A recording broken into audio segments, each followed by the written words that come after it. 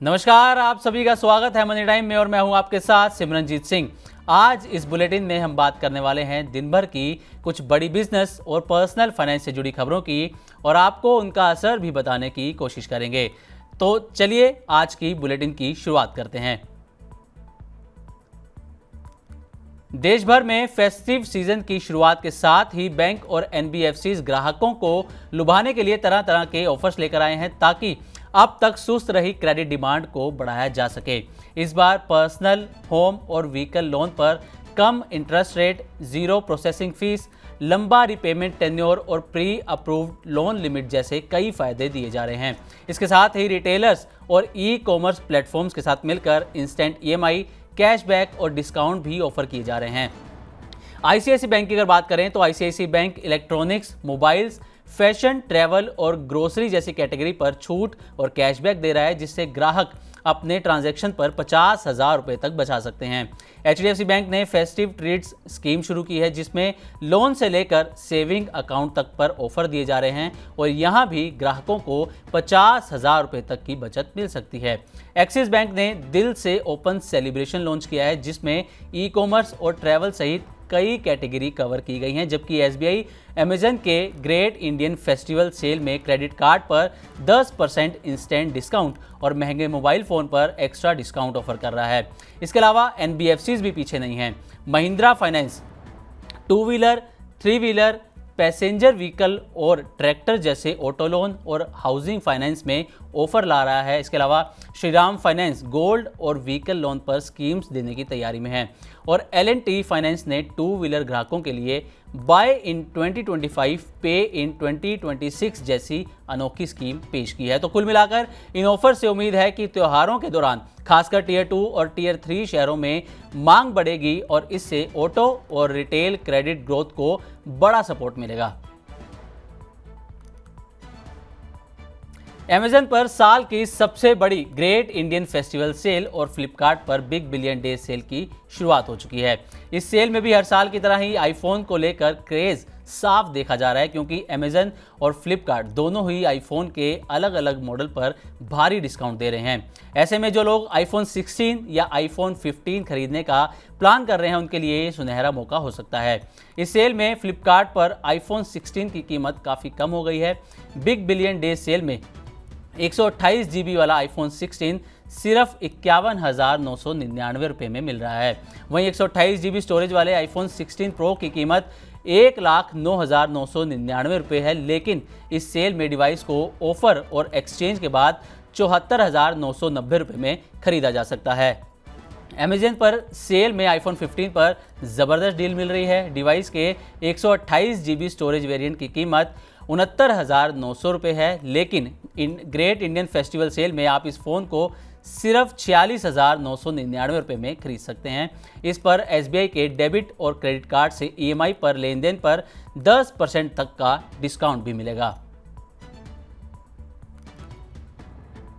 ये खबर hero MotoCorp से जुड़ी है। दरअसल हीरो मोटोकॉर्प ने मंगलवार को नया डेस्टिनी 110 सीसी लॉन्च किया है। इस नए स्कूटर की कीमत VX कैश ड्रम वर्जन के लिए 72,000 रुपये और ZX कैश डिस्क वर्जन के लिए 80,000 रुपये के आसपास तय की गई है। नया डेस्टिनी 110 रेट्रो लुक और हाई माइलेज के साथ आता है। इसकी बिक्री फेज मैनर में हीरो मोटोकॉर्प लीडरशिप से शुरू होगी। 110 सीसी का ये स्कूटर मजबूत मेटल बॉडी और लंबी सीट के साथ डेली यूज़ के लिए अच्छा ऑप्शन हो सकता है। कंपनी का कहना है कि ये लॉन्च स्कूटर सेगमेंट में हीरो की लीडरशिप को और मजबूत करेगा और यंगस्टर के साथ साथ परिवारों के लिए भरोसेमंद ऑप्शन भी पेश करेगा। नए डेस्टिनी में 110 सीसी का रिफाइंड इंजन दिया गया है। ये सेगमेंट में सबसे अधिक माइलेज 56 किलोमीटर पर लीटर देता है।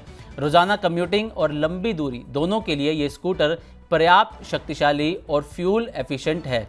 डेस्टिनी 110 को 3 बड़े मेटल बॉडी पैनल्स के साथ इंजीनियर किया गया है। ये मजबूत और टिकाऊ है और रोज़मर्रा की सवारी और हल्के लोड के लिए अच्छा साबित हो सकता है।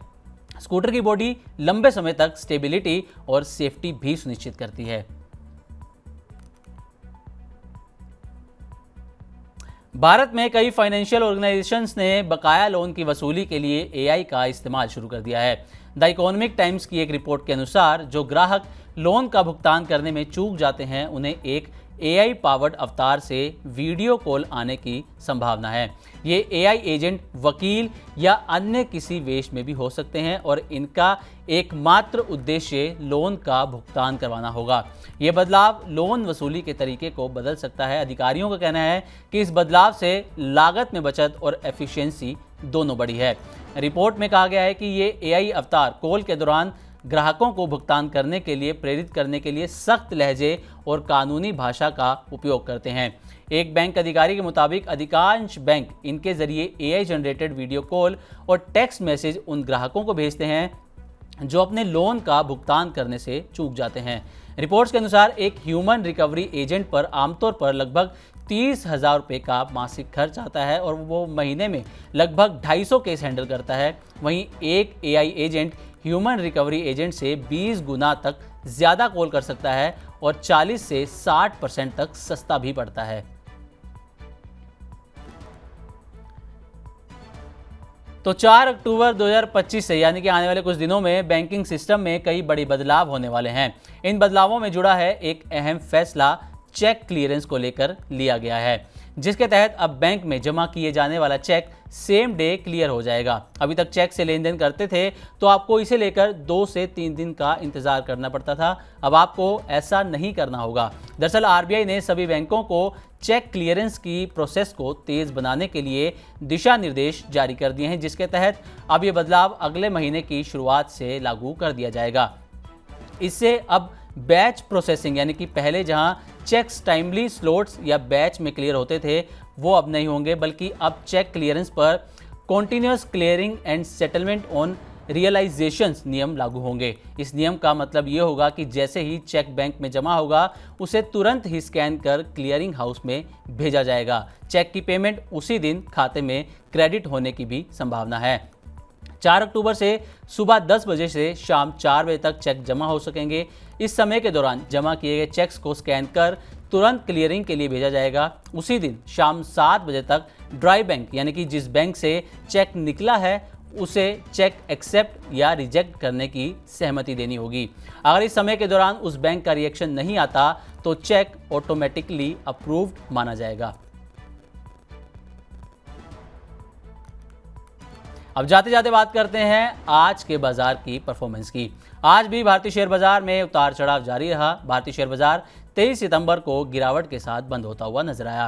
प्रमुख इंडेक्स सेंसेक्स और निफ्टी में लगातार तीसरे कारोबारी सत्र में गिरावट दर्ज की गई। H1B वीजा फी हाई को लेकर चिंता और भारत अमेरिका ट्रेड डील को लेकर अनिश्चितता के चलते मार्केट का सेंटीमेंट प्रभावित नजर आया।